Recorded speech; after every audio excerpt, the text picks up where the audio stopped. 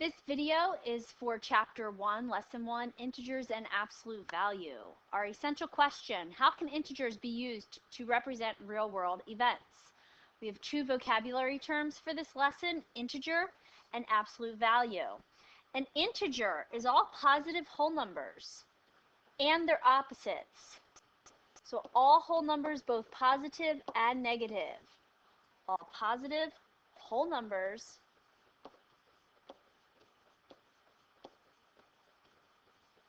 and their opposites.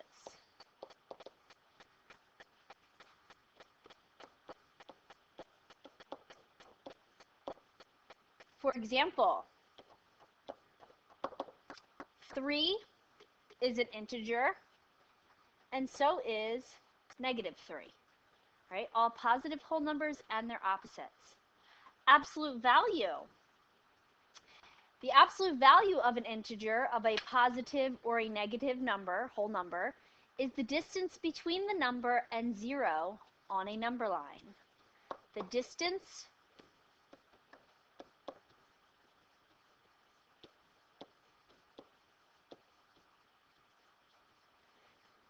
between the number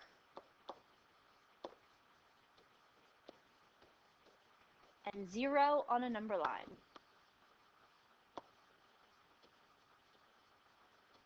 When we're talking about distance, I want you to think about traveling down the shore versus traveling up the mountains. Both places that you're going to, you're traveling a distance. Just because it's down the shore or up the mountains, you're still traveling in a positive distance. Therefore, absolute value is always a positive value because it's talking about the distance between the number and 0. Right, your key idea is showing you the definition of absolute value as well as the symbol for absolute value. So these two dash marks around the number are showing you to find the absolute value or the distance from 0.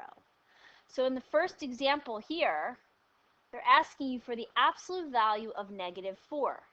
How far away from 0 do you travel to get to -4? And if you look at it, 1, 2, 3, 4 units. So since you are traveling 4 units, the absolute value of -4 is +4. In the second example, they're asking you for the absolute value of 4. How far away from 0 is +4? And if you count 1, 2, 3, 4, it is 4 units away from 0, again a positive distance. So absolute value should always be a positive number when you're finding the absolute value of a number because you're talking about its distance from 0. And when you're traveling a distance, no matter in which direction you're going, whether you're going to the left or to the right, it's going to be a positive distance. In example 1, you're finding the absolute value of 2. And if we were to write that out, it looks like this. Absolute value of 2. So if we're looking at it on the number line, here's 0, 1, 2. How far away from 0 is 2 on the number line? If I start here, I'm traveling 1, 2 units away to get to 2. Therefore, the absolute value of 2 is 2. It's 2 units away from 0. In example 2, you're looking at a negative absolute value. Writing it out, find the absolute value of -3. That would look like this, the absolute value of -3.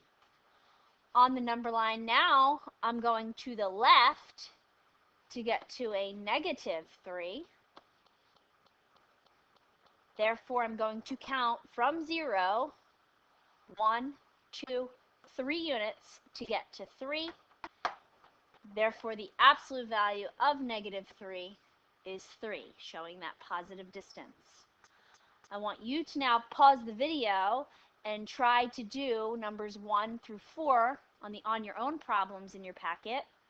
And once you have completed them, press play again and check your work. In number 1, the absolute value of 7. 7 is 7 units away from 0 on the number line. The absolute value of -1. -1 is 1 unit away from 0 on the number line. The absolute value of -5. -5 is 5 units away from 0 on the number line.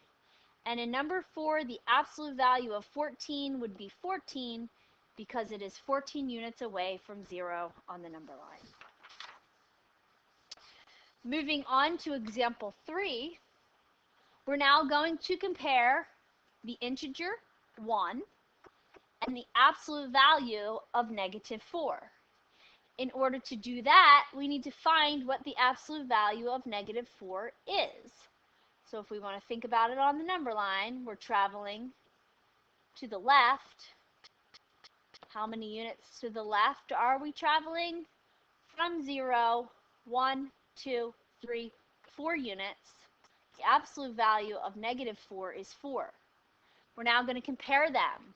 When we're comparing, we're talking about less than,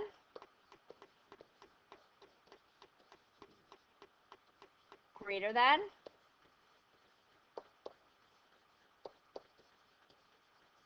or equal to.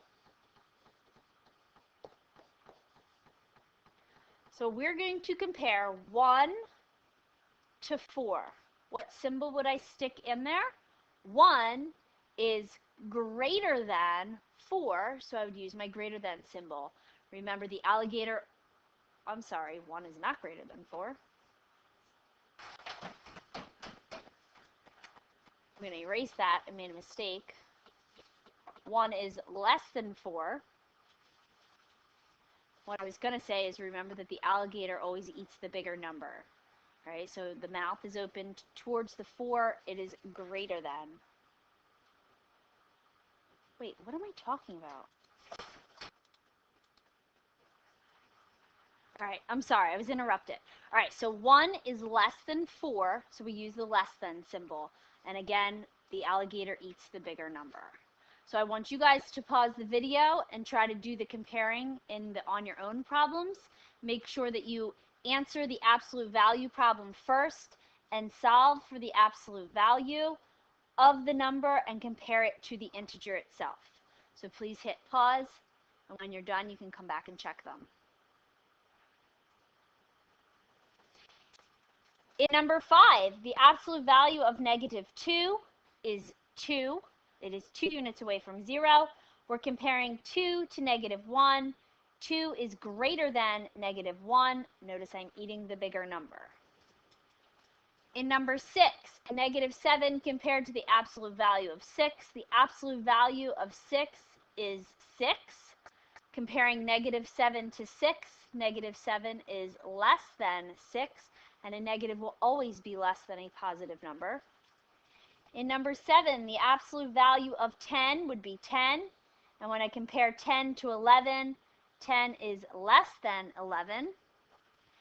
And in number 8, 9 compared to the absolute value of -9, which is really 9. When I compare 9 to 9, they are equal to each other. In example 4, the freezing point is the temperature at which a liquid becomes a solid. Which substance in the table has the lowest freezing point? So if I look at my different substances, butter, airplane fuel, honey, mercury, and candle wax, I can see their freezing points are here. Out of those integers, which one is the lowest? So we're looking for the smallest number. I would immediately get rid of the positives because I know that negatives will always be less than a positive. So I'm really just looking at these 3 numbers. Basically, you want to ask yourself which one is furthest away from 0. The further away from 0 on the number line that you get on the negative side to the left of 0, the smaller the number. Therefore, airplane fuel at -53 degrees would be the lowest freezing point. In part B, is the freezing point of mercury or butter closer to the freezing point of water, which is 0? So they're asking me which one is closer to 0. So when I'm thinking about the distance from 0, I should be thinking about absolute value. So let's start with Mercury. Mercury is at negative 39, and the absolute value of negative 39 is 39. And then we're going to look at butter.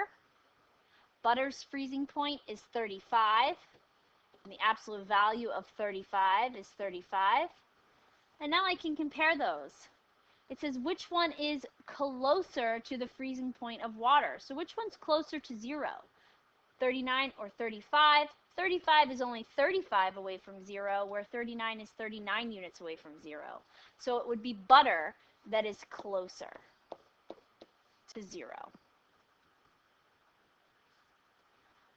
See if you can do the on your own problem. Pause the video and come back and check it. Is the freezing point of airplane fuel or candle wax closer to the freezing point of water? Make sure that you explain your reasoning.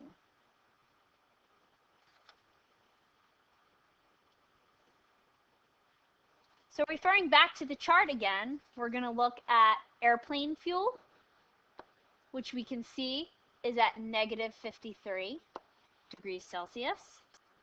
And we're still talking about its distance from the freezing point of water, which is 0. So distance from 0, again, we should be finding the absolute value. The absolute value of negative 53 would be 53. And then we're going to look at candle wax. And candle wax is 55 degrees. And the absolute value of that is 55. Therefore, airplane fuel would be closer to 0 because it's only 53 units away, whereas your candle wax is 55 units away. So we're going to write airplane fuel, and we need an explanation. And the explanation should say something about the freezing point of water. It's closer to the freezing point of water because it has a smaller absolute value. Because it has a smaller absolute value, meaning it's closer to 0.